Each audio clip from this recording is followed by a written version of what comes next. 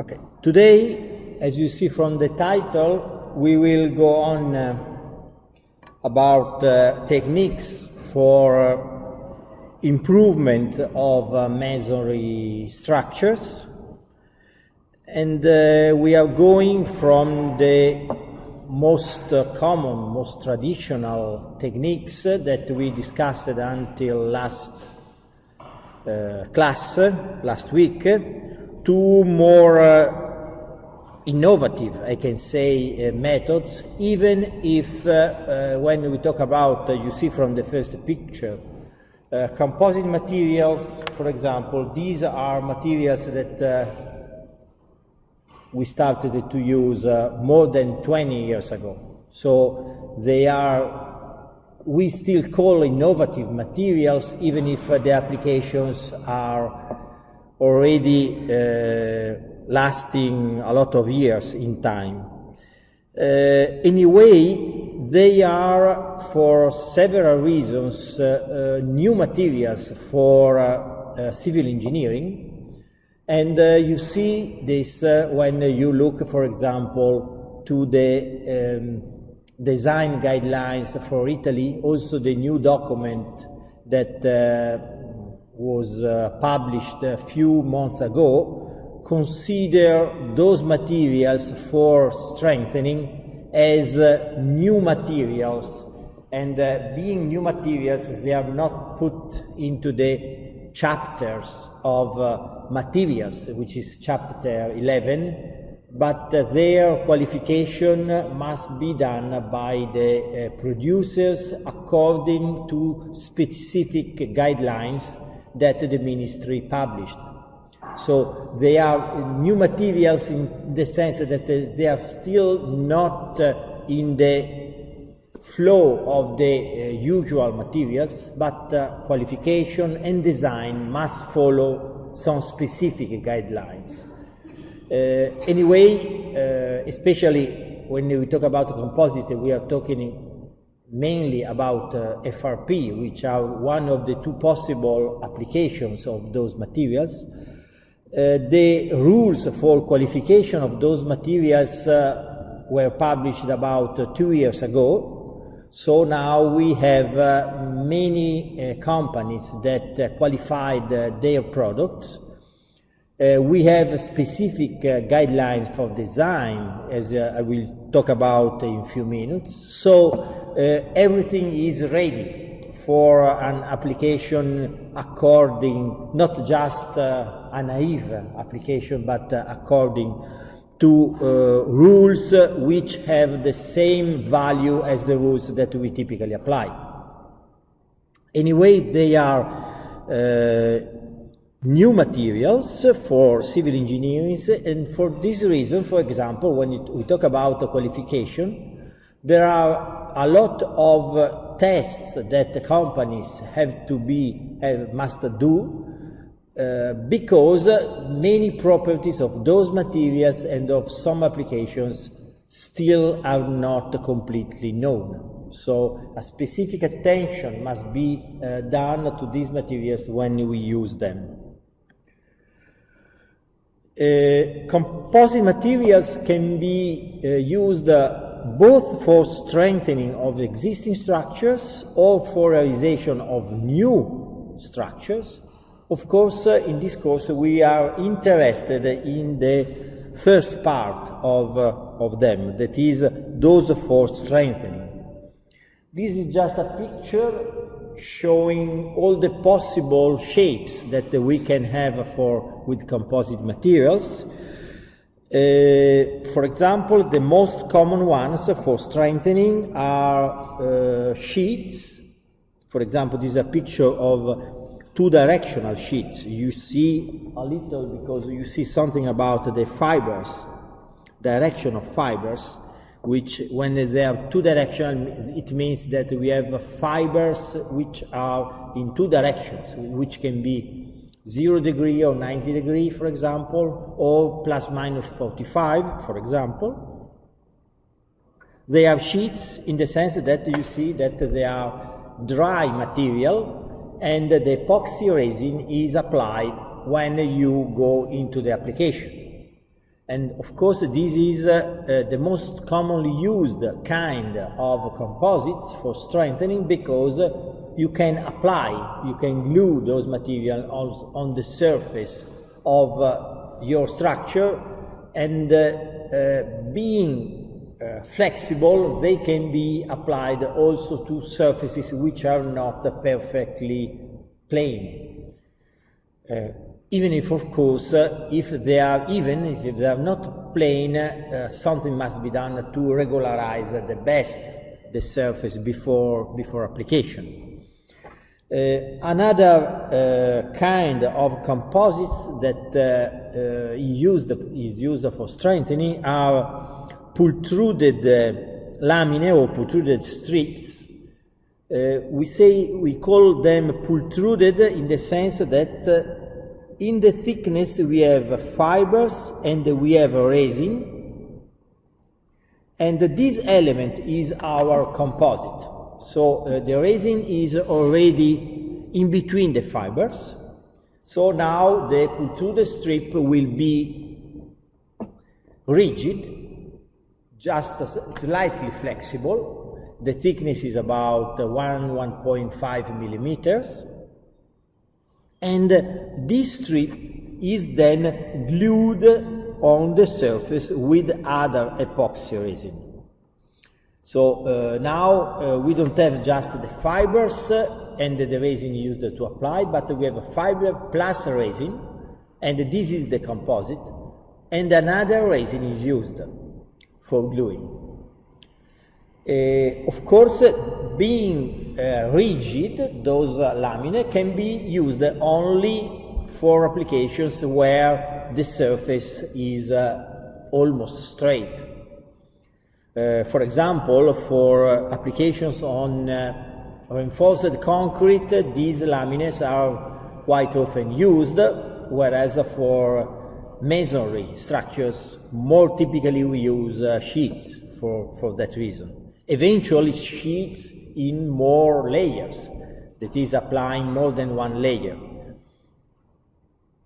Then we have reinforcing bars. You see here, the black color is related to carbon fibers, you see, and those bars can be used, depending on the kind of application, both for new structures, for example, reinforced concrete structures with those bars instead of steel bars, or for some specific applications for strengthening.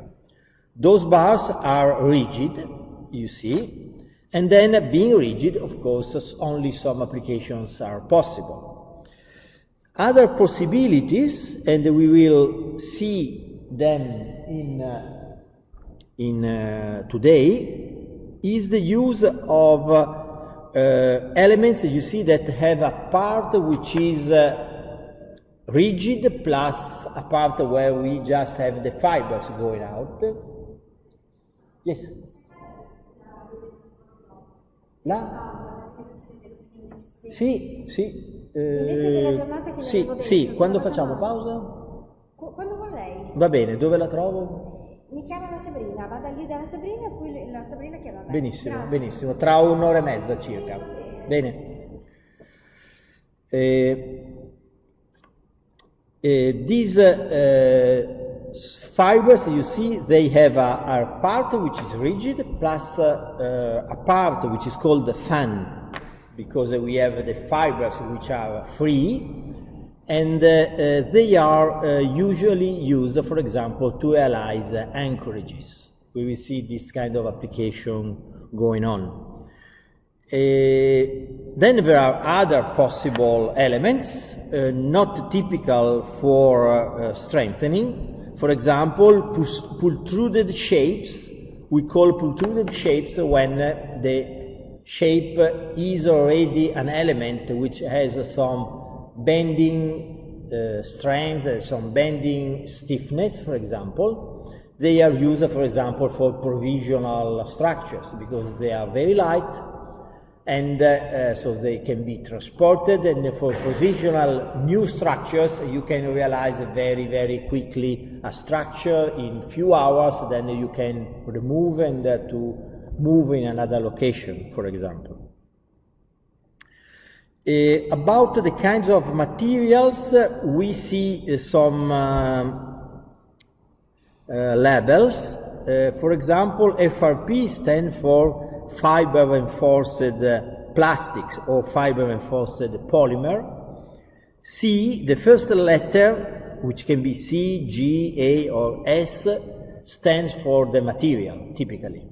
C stands for carbon, G for glass, A for aramid, which is the Kevlar, it is another name for Kevlar. S stands for steel. Steel is also used as an element for external reinforcement. It is a particular kind of steel. They are wires of steel with high strength, and they are quite good for several applications. Of course, every company has a number of products, and those products depend on the kind of material, of course. They depend on the weight. Typically, we measure in terms of weight the amount of fibers. For example, 300 grams per square meter. It means that the amount of fiber is such that if you take a square meter, the weight will be 300 grams. So knowing the specific weight, it is very easy to understand how many fibers are in the direction, for example, of the reinforcement. Or, for example, 600 is another kind of product. So they work typically, the companies, with the weight instead of the thickness, because we are talking about sheets in this case, because it is very difficult to define a thickness when you have just fibers. Fibers has a dimension, but they are distinct fibers, and so it is using the weight or using, that we do very often, an equivalent thickness. It means that it is not the thickness, for example, of the composite, but it is an equivalent thickness. That is, if you make that thickness by the area and you multiply by the specific weight, you obtain the weight per square meter. Also from the colors, you see the different materials. Black is carbon, typically. Yellow or almost white is glass, and instead gray, of course, is the steel. We have now one very important document, and it is a document that is that was also translated in English, and it is used really worldwide, and it is guide for the design and construction of externally bonded FRP systems for strengthening existing structures. So here there are all the criteria for design, both for reinforcement, external reinforcement, both for reinforced concrete and for masonry elements. Of course, we are now interested mainly on the masonry part. The first document was published in 2004. Now there is an updated version, 2012 or 2013.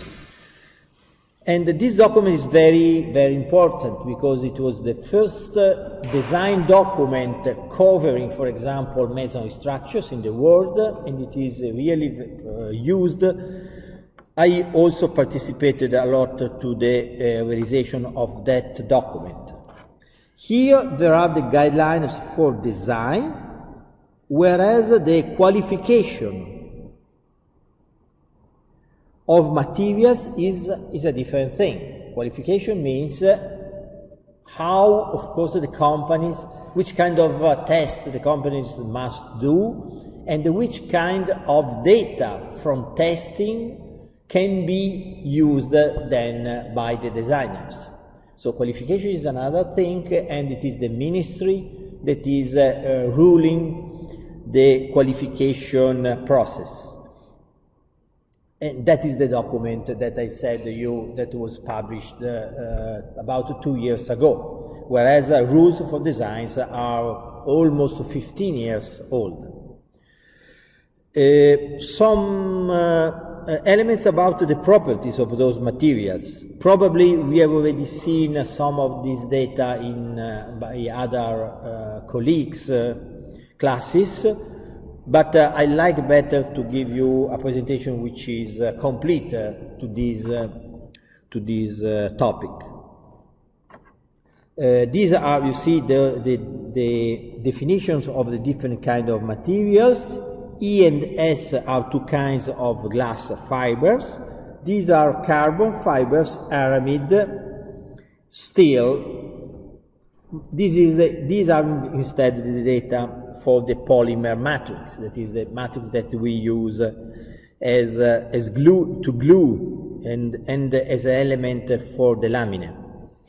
To give an idea of the values of strength, for example, for all these materials, strengths are about, you see, 2,000 to even 3,500 megapascal, or for example for carbon 2,000 to up to 5,000 megapascal, which are huge strengths.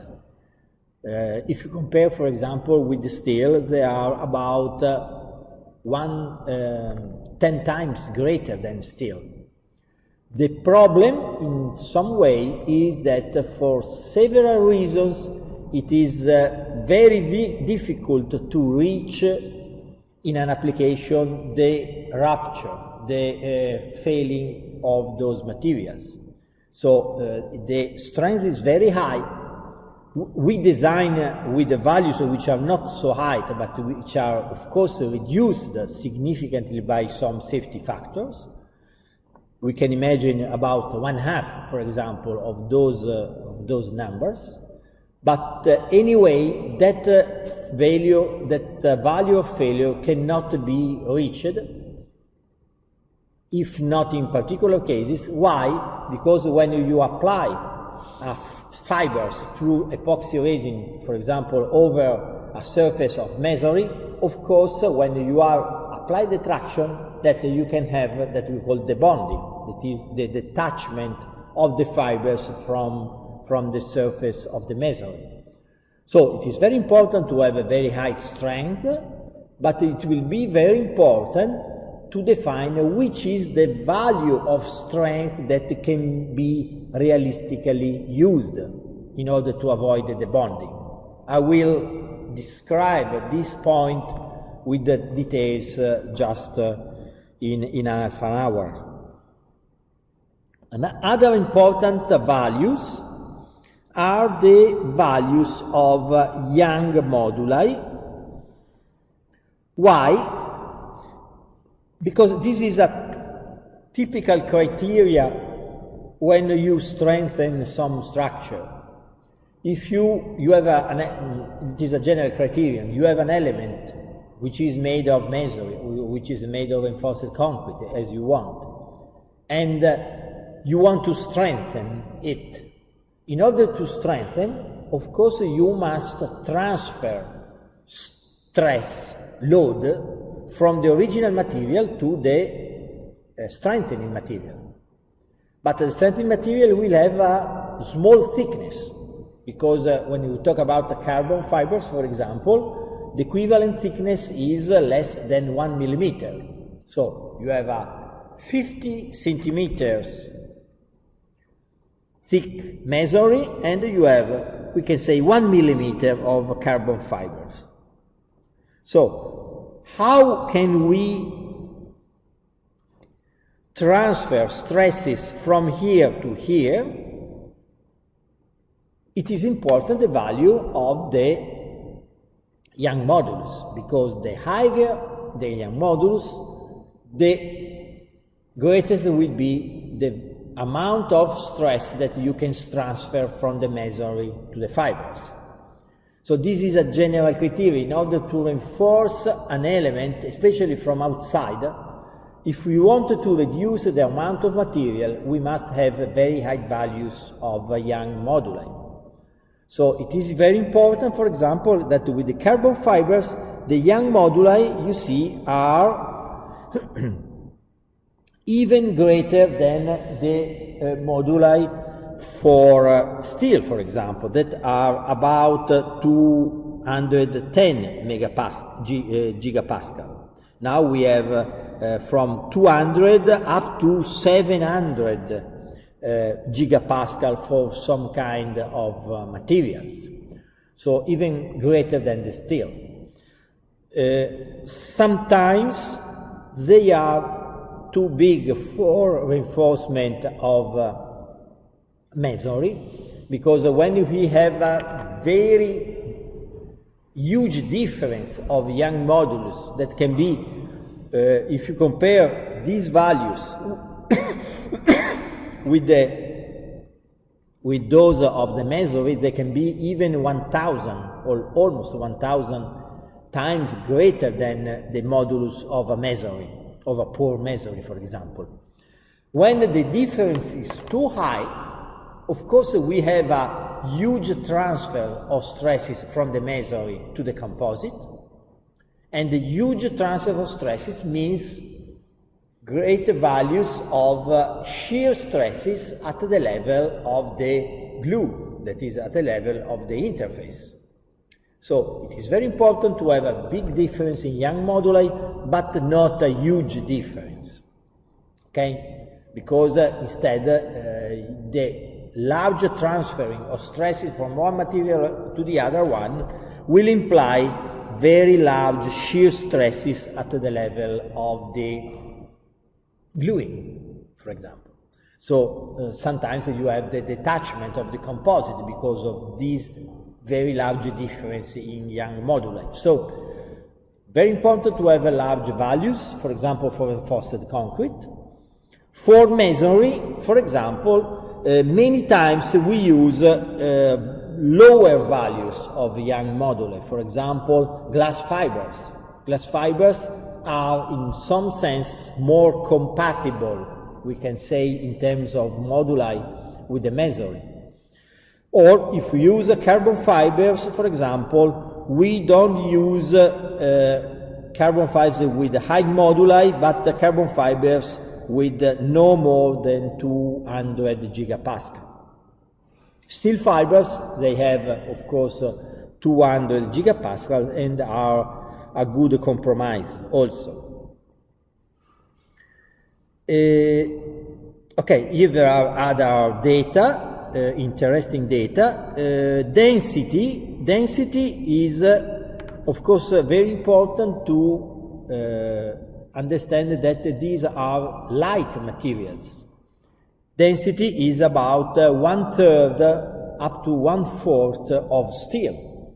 So we are using materials with a small thickness and also a density which is 1/3, 1/4 of steel.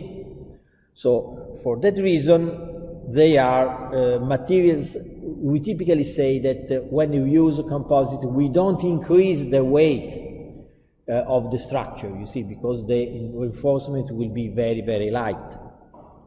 And not increasing the weight is, of course, very important for strengthening against seismic actions, because we don't increase the mass, okay, of those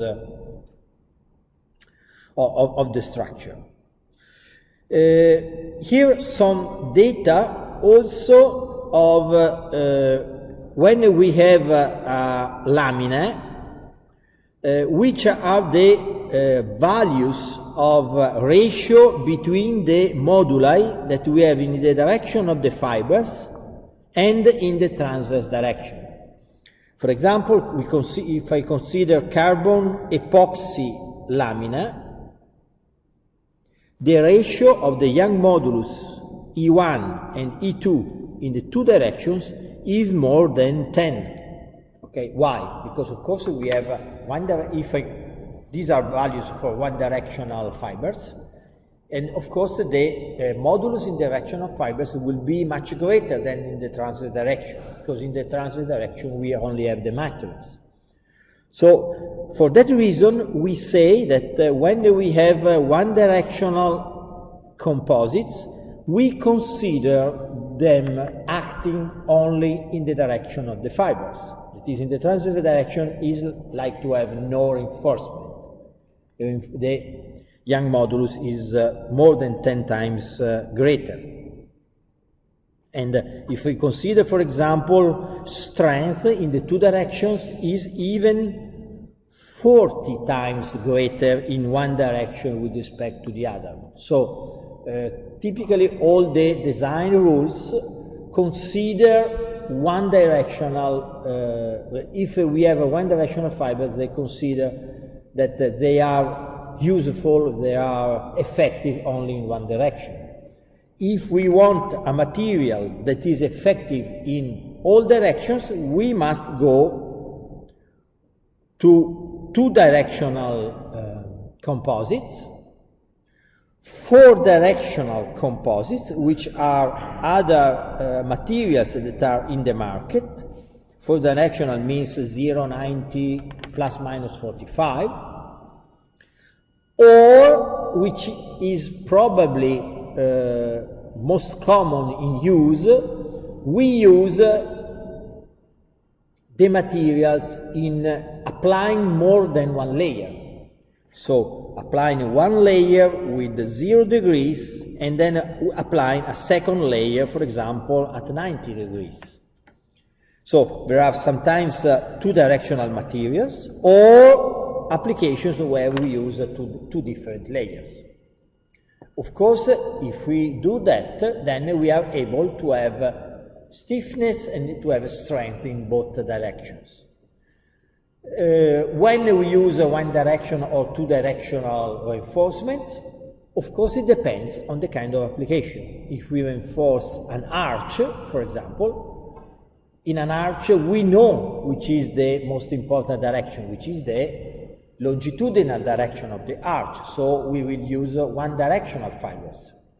If instead we are in an area, for example, in a damaged area in a vault, when we have vaults, often we have stresses in both directions. So in localized areas of damaged vaults, for example, two-directional composites are considered in applications. So of course it depends on what you have to do. Okay, here there are some other interesting pictures, but the most important one for me is this one, which is a very, very simple picture. And this picture stands for to define which is the behavior of a composite when we have fibers embedded in a matrix. So consider, for example, this is a stress-strain diagram. Consider the fibers. The fibers, of course, will have a very high young modulus, very high strength, and of course the deformation will be smaller because of the very high modulus. But in the composite, for example, consider a lamina, for example, we have a percentage of fibers and a percentage of matrix. The matrix is an epoxy matrix without fibers. The modulus will be much smaller, the strength will be smaller, the deformation at rupture will be much larger. For example, we can have 1% for the reinforcement, we can have 20% for the matrix. So you can elongate up to 20% of the length, the matrix material. the question is, okay, which are the stiffness and strength of the composite? It is a combination, of course, of the two materials. The combination, it is a combination in terms of modulus. You see that the resulting value is given by the slope of this curve, which is an intermediate value between the two. And it depends, of course, on the amount of fibers embedded in the matrix. So there is a rule which is called a mix rule, which is very, very simple. I just didn't report it here, which says that you give the same deformation to the two materials, and the Young modulus will depend on the areas and the Young modulus of the two materials considered. If you have a large amount of fibers, you will go closer to the behavior of the fibers in terms of stiffness. For strength, instead, the strength is not an intermediate value, but it will be governed by the strength of the fibers. So, for strength,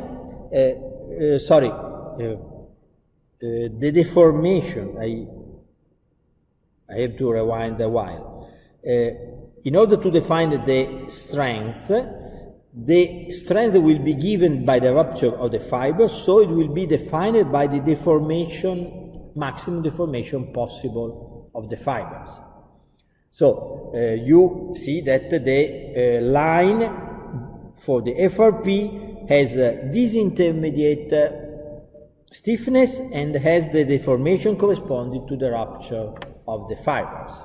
So this is the rule that we adopt for the FRP. Now, it is very important, if we define the law with respect to the full composite, this is what we did now. That is, I said this is a pultruded lamina. It is a lamina that has inside fibers and matrix. So for it, this is the rule. Okay. For example, you will see from the values. I don't know if I reported here, but not. I didn't report. But if you look at the commercial values, for example, of some companies, you see that the strength at failure of the composite is smaller with respect to the classical one for carbon. Why? Because of this reason. Because they refer to a material which is the composite material composed of both of them. So, if you consider, for example, 1.5 millimeter of composite, then the strength will be the strength considering both materials. So, you will see, for example, not those huge values of strength, but values which are, for example, 60% of them, for example. But there is another possibility. This is what we do for laminae, that is, just to remember, that I call the pultruded strips, 1 millimeter thick with both materials. The other possibility is, this is what we do for sheets, is to consider only the fibers, okay? And considering only the fibers, okay, we will use the matrix, but the epoxy matrix, but the matrix will be used only for gluing. So it is not considered in the evaluation of the thickness. Okay? So if we consider only the fibers, that is, we call the equivalent thickness for the dry material, equivalent thickness, equivalent because it is not homogeneous, but for dry material, because we are not considering the matrix, but we are considering only the fibers. So if we do that, then we can use the strength value and the modulus values of the original fibers. Okay? So here, if we consider both fibers and matrix, the thickness will be larger and the modulus will be smaller, because we are considering an homogeneous equivalent material with both materials. If we consider fibers only,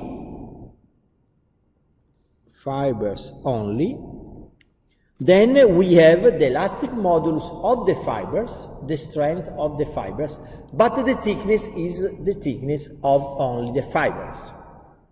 Okay? These are two possible ways of computing. Usually, for laminae, this is what we do. Usually for sheets, this is what we do. And I made this difference because when you look at the values given by a company, it is very important to understand if the values are reported for the full composite or only for the dry material. It is very simple to distinguish the two cases, because for the composite, the thickness that we consider is usually greater than 1 millimeter, 1.5, 1.2, 1.8 millimeters, between 1 and 2 millimeters usually. If we consider only the fibers, we go to fractions of millimeters. So we see, for example, 0.15 millimeters or 0.175 millimeters. So considering only dry materials, the thickness you see is much smaller, but on the other hand, we consider modulus and strength only of the fibers. Two different possible ways of computing, but it is very important to distinguish the two cases. Okay, so which are the, this is what I have to say you about the materials that can be used. Which are the possible applications for those composites, for masonry applications, for strengthening masonries? There are many possibilities. I just made a list of them, and for many of them we will go to give details of how to use them, which are the advantages, some rules also for design, not too many, because we don't have too many classes to devote to this topic, but the sufficient part to be able for you also to understand the design document if you have some application to design. So we can use those composites, for example, first of all, to eliminate some local failure mechanisms. For example, some overturning of facades. Instead of using steel ties, we can use those composites. Or, which is different, completely different issue, we can increase the capacity of panels, arches, walls. Increase the capacity means, for example, for a panel, the capacity in plane. Okay? So this is, of course, the out-of-plane behavior. The second issue is to increase the strength of the panel in its own plane, and the application will be completely different.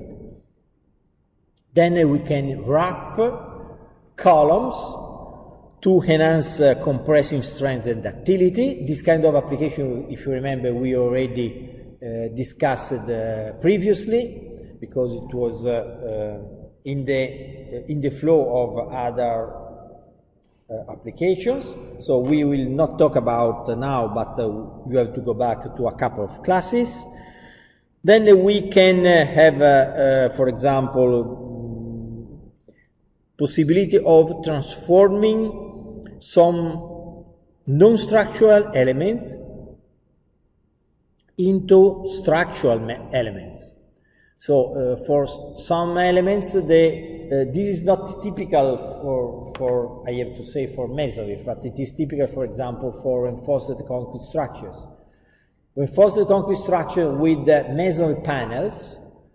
Masonry panels are not usually structural elements, but if you increase their strength, they can be used as shear walls for the structure.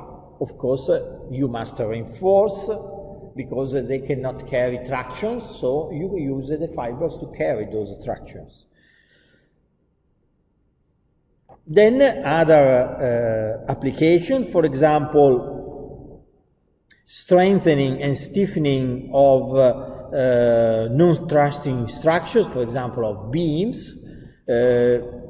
Beams, for example, wooden beams can be strengthened with the composites. Of course, also reinforced concrete beams or reinforced concrete slab can be, and are very often reinforced with those composites. Finally, I call the wrapping, even if it is not probably the best term to describe.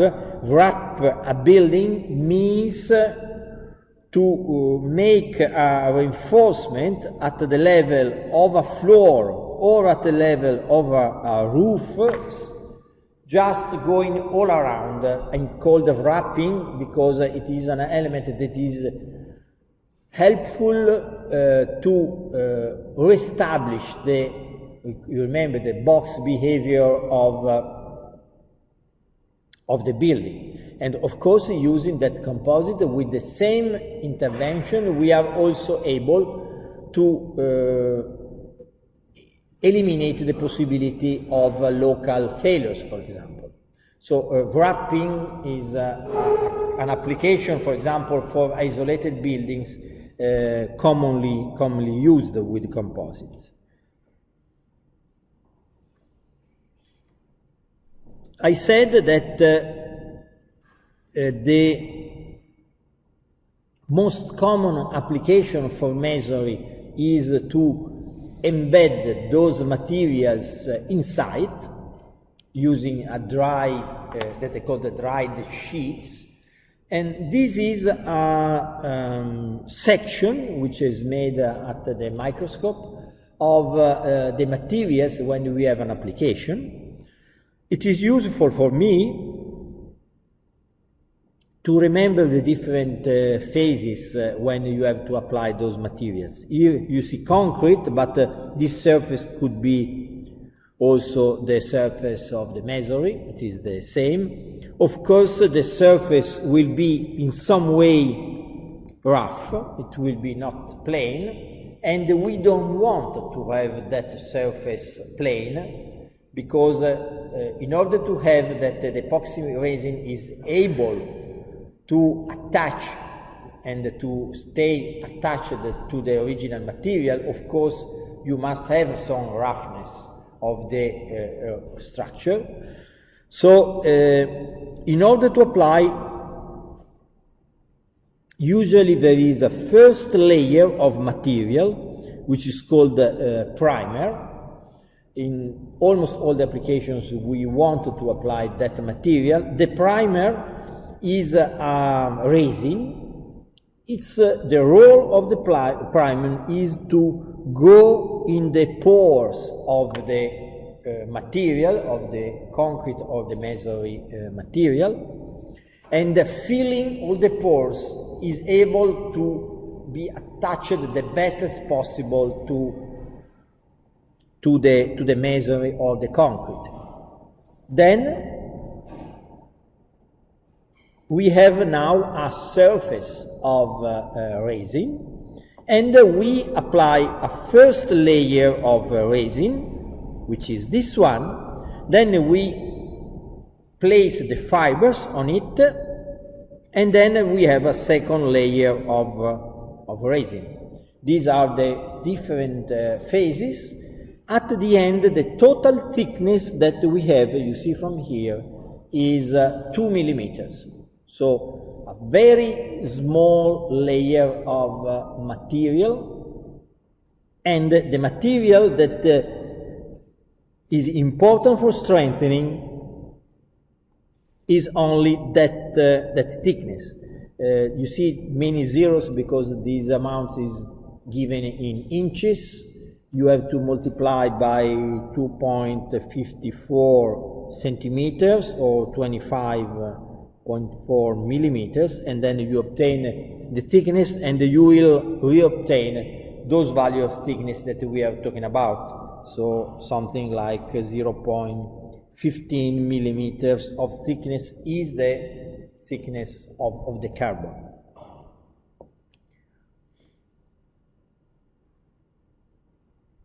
So, which are the most simple applications? Avoiding overturning of parts of a building are, of course, very simple applications to be designed. Why? Because we already knew, if you remember, how to calculate which is the force which is required, for example, to reestablish equilibrium against a possible mechanism. We did with the steel ties, you remember. Here, of course, the first part of the verification is exactly the same. That is, we have some forces acting. For example, it can be the force of the roof. Then we can have some other forces due to the seismic action, etc. Then we must verify. We must define a possible mechanism, in particular, which is the shape of the corner which will be involved in the mechanism. We will have some weight. The weight of course, the weights are, of course, stabilizing forces. If I'm trying to draw this one just from one side, this is the corner. Of course, these are the thrusting forces. They will be horizontal. Then there will be some seismic forces. There is the weight of the element. There is possibly also the weight, for example, of the roof, which is a stabilizing force. If they are not sufficient to have equilibrium with respect to rotation about this point, then we need an additional force here that will be the force that we must add to the system through the reinforcement. Of course, the drawing is three-dimensional, not just plane as I reported, but it is just a matter of calculation, but it is very simple. From that value, then, for example, if this is the shape of the corner that can be subject to overturning, we must have the possibility of having that stabilizing force using the composite strip.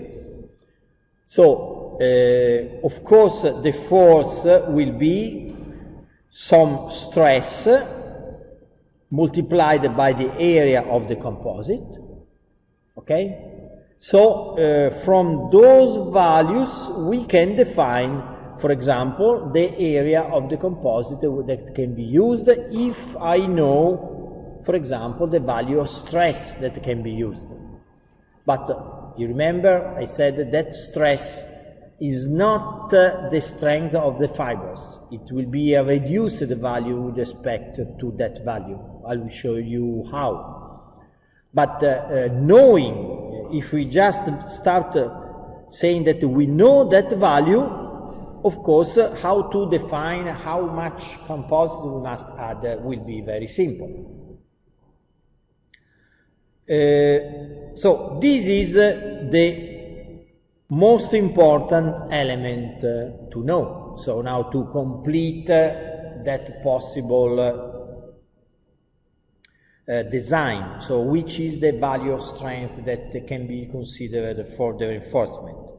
A second element, I just wanted to introduce the two most important points, and then I will show you how to evaluate. The second one is how long must be the composite, because of course if this is the possible section of a fracture, then we must have here a anchorage length sufficient to have that force to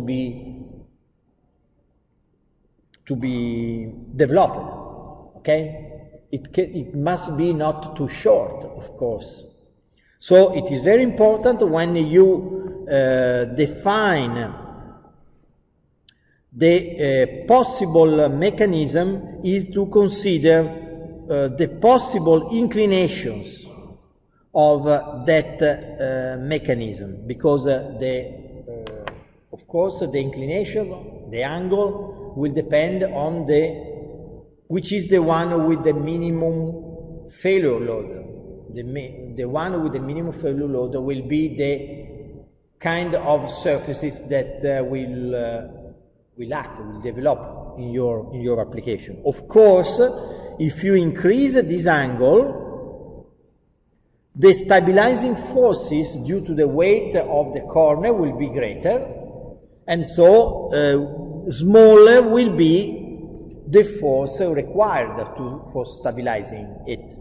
Just to be clear, if we consider a greater angle, the horizontal forces due to, for example, the thrusting of the roof are the same, but the weight of the corner will be greater. So the force required will be smaller, up to a value where there is already stability. So increasing that angle, you will find also which is the shape that does not require any reinforcement. Okay? So with these considerations, at the end you must evaluate force and required length. Of course, if you just go wrapping the entire building, you don't have any problem of length, for example.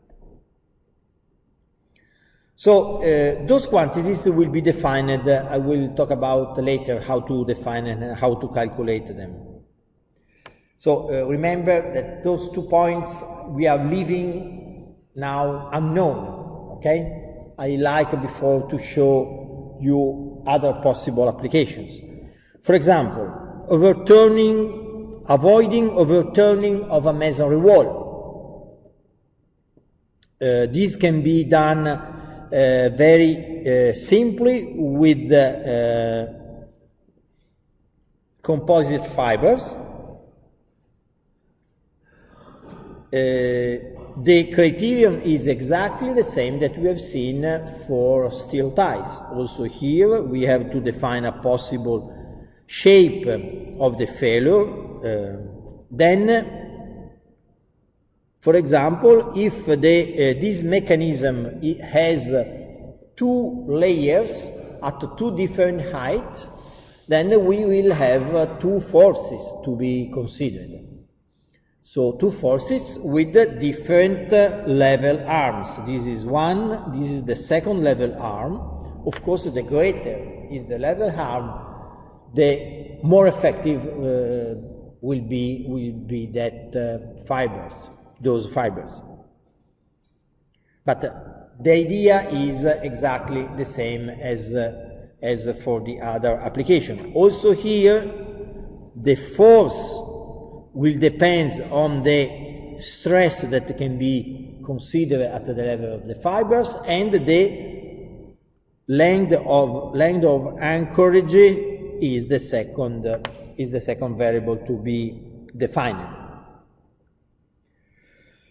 Other possible applications in terms of mechanisms, of course, we can use fibers also for other mechanisms. You see, for example, this is a problem where we have 2 slabs and we have an intermediate slab, which is not the same level of the other building. So we can have a possible mechanism, which is depicted in the picture, and that mechanism you calculate with all the criteria that we have already seen. If the force, the seismic force, which depends on the mass and the acceleration that we can have at the level of that intermediate floor,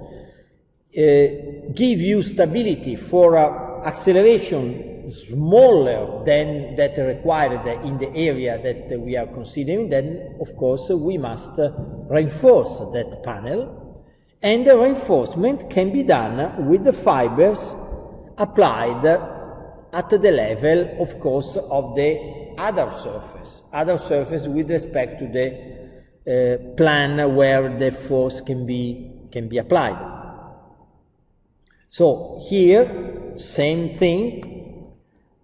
We must have a force that will be a force giving you, of course, this is the force in the fibers, but if I have to consider the forces in the panel, they have, of course, the opposite sign, which is this one, and then from the evaluations about the kinematics of that mechanism, we can define, of course, the force that we required for stability. And that force, for example, you see here in this application, even if this application is taken from a laboratory, the application can be a series of fibers, sheets, applied at a given distance.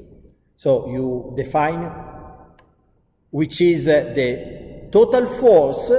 If the total force must be assured over a length, for example, which depends on the transverse length of that wall, then we can have several sheets at a given distance. Of course, it is much better to have more sheets than just to have two of them. If you have, for example, a wall which is 4 meter length. With 4 meter length, then, for example, fiber sheets can be at 50 centimeters. Then you have 7 or 8 strips in order to distribute, of course, that reinforcement. Other applications for local mechanisms, for example, they are commonly used if we want to avoid overturning of the upper part of a building. For example, these are the upper gables for the church, for churches.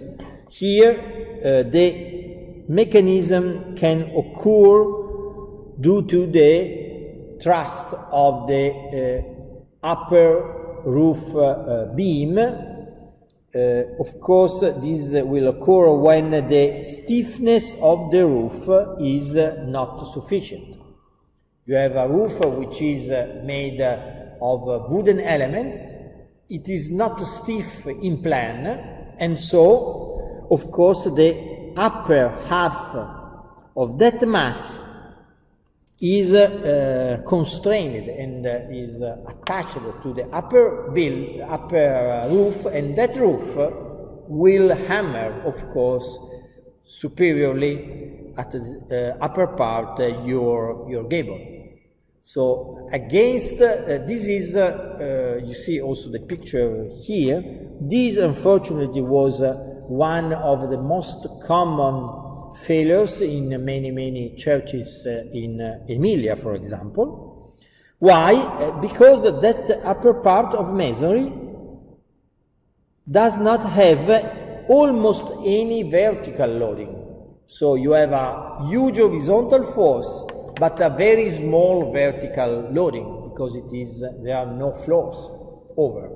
Okay, so having horizontal forces and no vertical loading, of course, it is a classical instability situation. Then we have that upper part. Here we have, for example, a roof.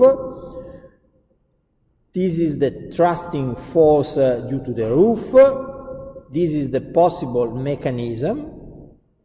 Which is the possible application of fibers? Of course, it will be to apply fibers on that side of the gable. Okay? The criterion will be, of course, exactly the same. We have an element that can have an overturning. Here we have that force. The weight will be very small. This is the weight, of course, in the undeformable situation. And we want to have a vertical force that will be given by the composite that is able to reestablish stability. Here there is a difference with respect to the previous applications. I don't know if you understand immediately what can be a problem. Somebody can have some idea? Sorry? Yeah, there is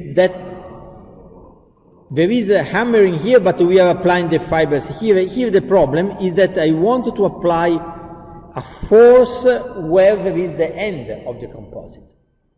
So consider, for example, the case that we have a floor here. So we arrive with the fibers up to the base of the gable, but the weak section will be under. Okay? So the application here will be not just to apply fiber with a given anchorage length, but we must add some anchorages here. You see, okay? Some anchorages to the lower part of the building. So those fibers, you cannot just, as you see, arrive with the fibers here, but there must be some anchorage to the lower part of the structure. We don't see here because here it is the application already ended. I will show you how to make also those kind of anchorages. It is, you remember that I showed you those fun elements in the classes of possible elements. Those elements can be used to realize anchorages.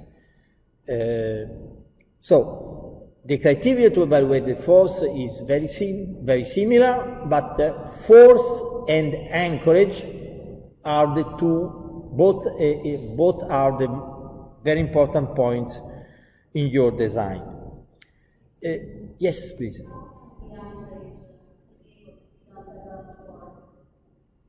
If we don't have a floor, it is easier because then it is sufficient to go at a required distance.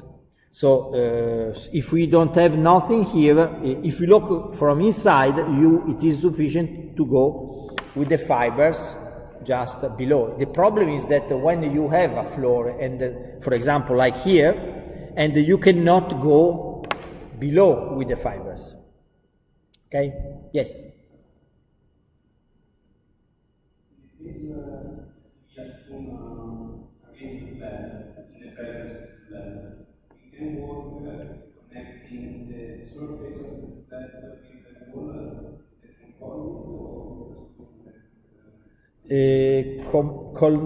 Connecting, let me understand if I understood. Yes, understood. So you are saying if I can do something like this. This is the wall, this is the floor, to do something like this. Okay? Yeah, good question, and the answer is no. But the question is important because so I have the possibility of explaining. The answer is no, because if I apply attraction here and I want to transfer attraction here, I have the problem that this element will be subject to detachment forces with respect to the masonry or to respect to the slab, because you see that for equilibrium the variation of direction means that I have traction forces orthogonally. Okay, this point will be clear in the following when I will describe also something about design, but this cannot be done because the strength in shear is not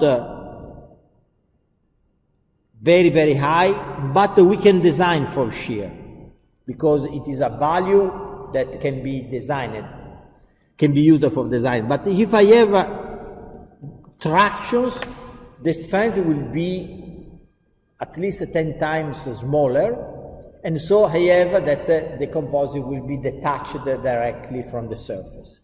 So I cannot never make anchorages through concave shapes. Okay? But good question. Let me see.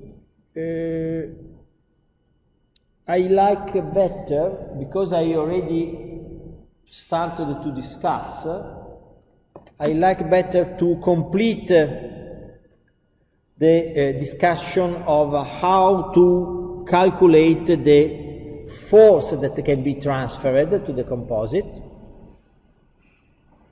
So after these 2-3 slides, then we will have all the elements for design, for example, for those kind of mechanisms.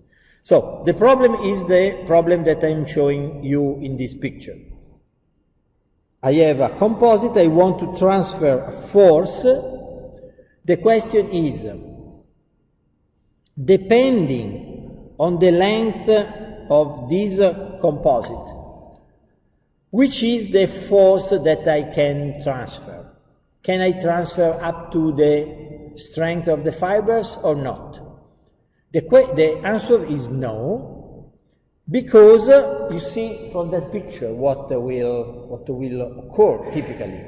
That is, if the force is greater than a given value, then I have detachment of the composite with respect to the surface. The picture that we see here is a picture a little bit more elaborated that wants to explain also how the failure is occurring. Usually there is at the micro level, there is the formation of those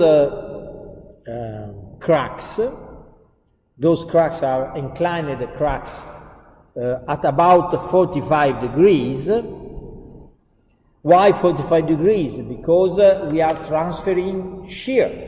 So, because we transfer shear, the cracks in the masonry will be about 45 degrees, okay? Which is the typical shapes when we have shear without tractions, for example. Then, because we have the formation of those cracks, there are those kinds of cantilever that are small. You can think about a few millimeters just under the surface of the masonry. And then those cantilevers with the cracks going on will crack in bending, you see, after a given value of force.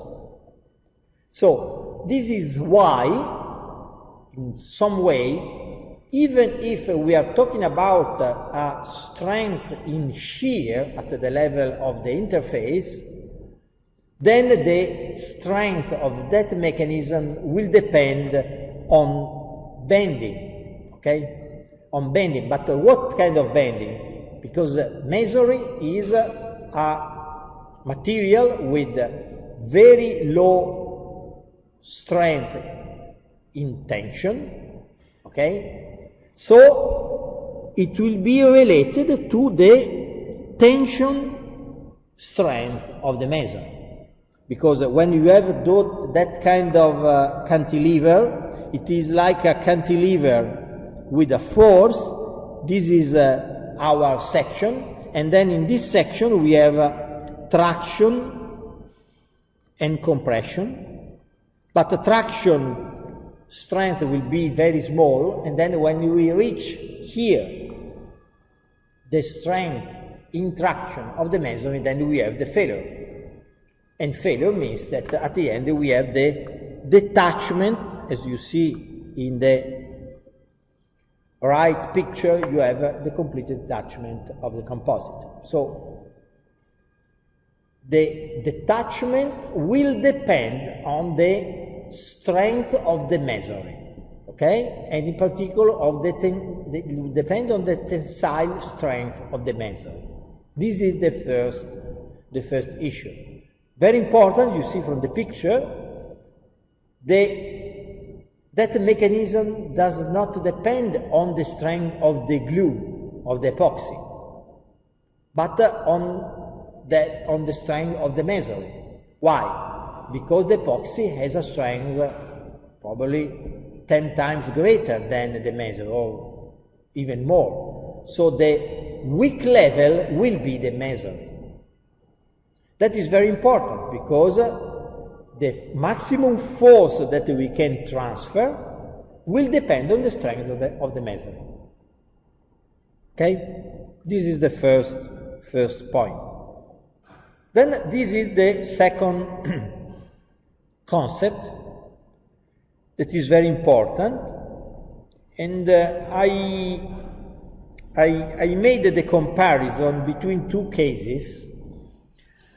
There is a question, why the maximum force that can be applied is significantly smaller than the strength, and especially the second part of the question is, if I increase the length of the anchorage, okay, if I increase that length, is the force increasing or not? The typical answer is yes. Okay? If you think about, for example, anchorage of steel bars inside the concrete, if you increase the length, then you increase the bonding force, total bonding force, and then you arrive at the rupture of the bar. You remember, okay? But here it is different, and it is very important to understand why. So, we make the comparison between the case of the classical steel concrete bonding, so a bar which is here, which is embedded inside the concrete. This is the bar, and here we apply a force, and I'm asking, if I increase the length, is the force increasing, and up to that, which value is increasing? Okay? Now it is a bar inside the concrete. So it is quite easy to understand that, first of all, the shear slip law of the interface is some plastic rule. What does it mean, a plastic rule? You see from here, I'm talking about, let me make a better picture. This is our bar, this is the concrete, okay? I'm applying the force, I'm looking at those stresses. Those stresses are at the level of the interface, okay? So the first question is, okay, how is the shear tau with respect to slip? Slip is the relative displacement of the bar with respect to the concrete. This is a perfectly plastic law, which means, you see, that I increase the shear, then I start having that the bar is starting to move in some way because the interface is damaged. But moving, you increase the slip, that is, the bar is going, you are pulling out the bar, but the shear is almost constant. Okay?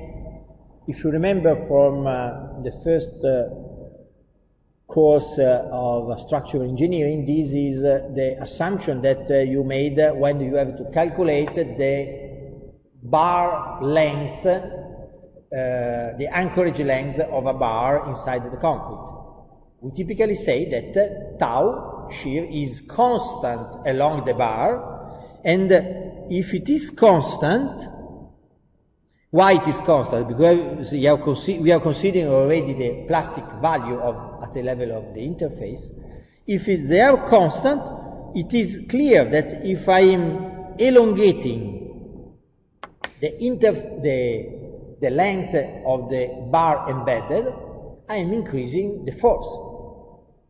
Double length about double force. Okay? So this is if I am reporting the force with respect to the bonding length, you see it is almost linear. So I can increase indefinitely, not indefinitely, because there will be a value at the end of force that will give you failure of the bar. So that value will be the anchorage bonding length of your bar when it is embedded inside the concrete. Okay, this is probably said with different words how we typically define the bonding length, that we say 40 times the diameter, or say 60 times the diameter, etc. Now, our problem is a little bit different from that problem. Why? The most important difference is that now this is an external bonding. Now we are considering external bonding of a fiber element, embedded, not embedded, but bonded externally to the surface. So, how the behavior is different with respect to the previous case? The shear slip law is completely different. You see, the shape is, now to be clear, this is the masonry, this is our reinforcement. We are looking at an element of the interface that is here, okay? And so my question is, if I have a value of shear, that is those two surfaces were before at the same position, then I have some slip. How is the shear depending on that slip? Okay, the shape is not perfectly plastic, but it is a law that is reaching a maximum value, then it is dropping down. Why it is dropping down? Because of that failure mechanism. Okay? This is a failure mechanism when you have a failure, then you have that a part of the plate is detached. Okay? It is not embedded. When it is embedded, you have forces going in all directions. Now you have a detachment of the fibers. So because we have detachment, then the law has this shape instead of being that shape. Okay? So this is the main difference. But that difference has a consequence which is that if I increase the value,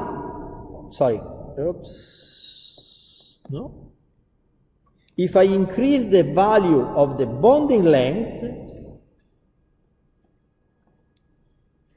I have at the beginning an increase of the maximum loading, then I'm reaching an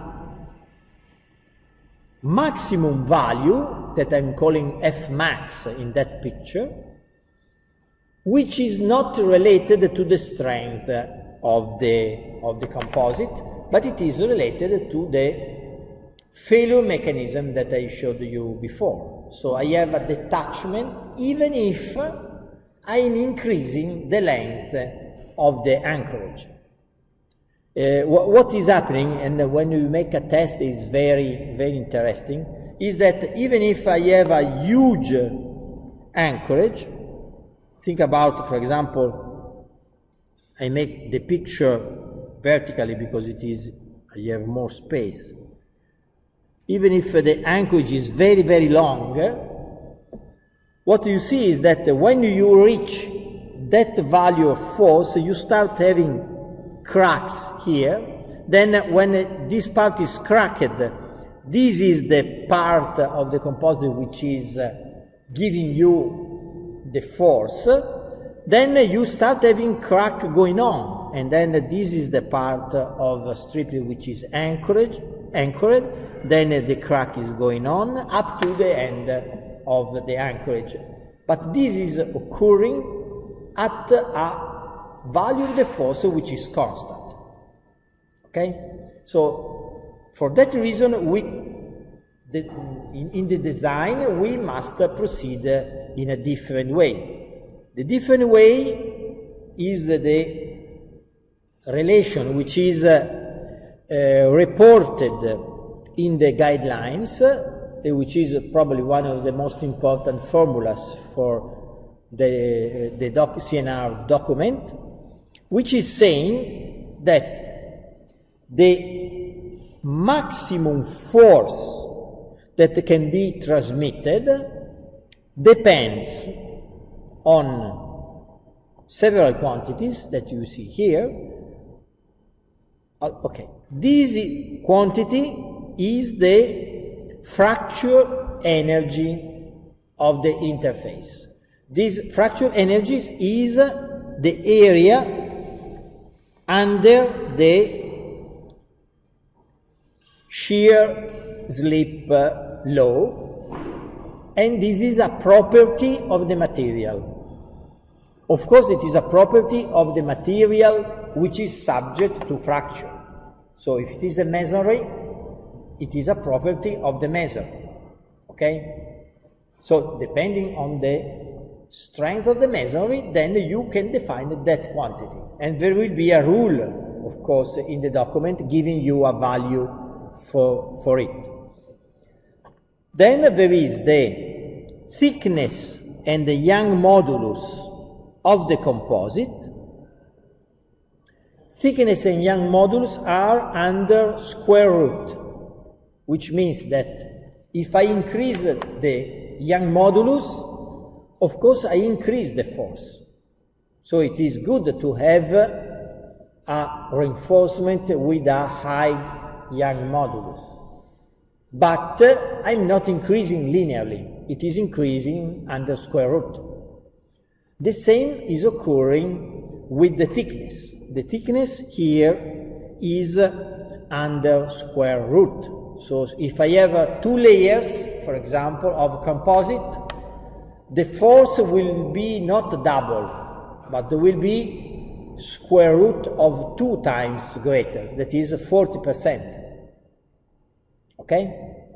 Instead, B, so I make a picture, this is the reinforcement, TF is the thickness, BF is the width of the composite. Instead, if I make double width, I will have a double force. Why? It is very simple, because it is like to have two strips attached, one closer to the other one. So if I'm increasing the amount of composite, adding layers, I'm able, adding layers but with different surfaces, I'm increasing twice, three times, etc. the force. If I'm instead using more layers, one glued over the other one, they are under square root. So this is, of course, very, very important.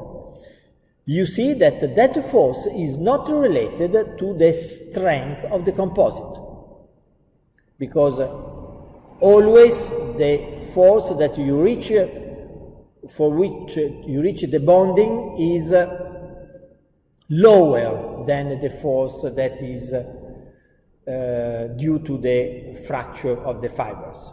So this is the equation which is leading. Two more equations, then of course if you want to have some details, you can go of course to the document. These are the only equations that I liked to discuss about the document, because these are the key points for this kind of application. If I want, I can divide that force by the area of the composite.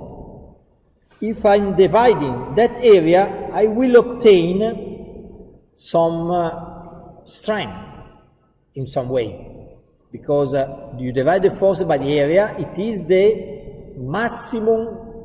maximum tension that you can apply to the composite. Okay? So divided by the area, of course, area is equal to BF times TF, so it is like to remove BF and then putting TF below, because it is under square root.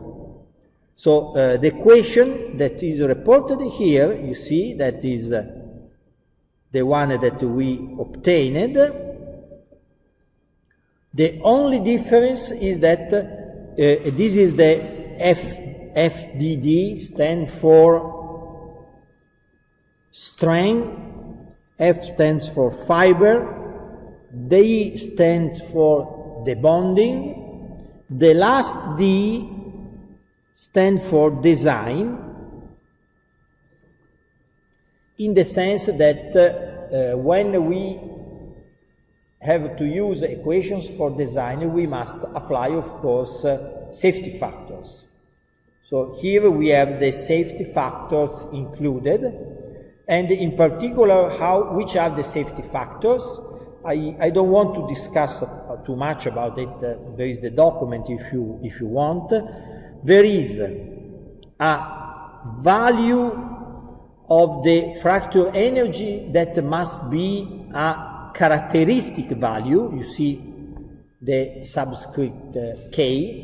Characteristics means you have a distribution, you remember, so it is the fractile, 5% fractile of that distribution. Then we have two safety factors which are related. One, gamma m to the material, and one to the kind of failures. These are some numbers which are greater than 1.